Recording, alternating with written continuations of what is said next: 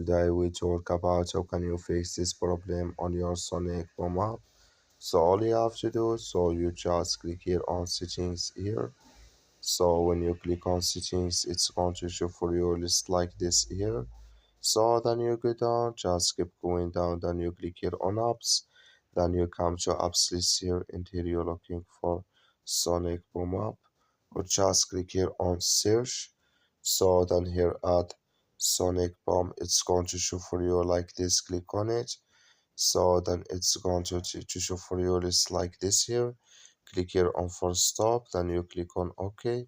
So then you go down here, just click here on storage, come to storage this here, just click here on clear cache.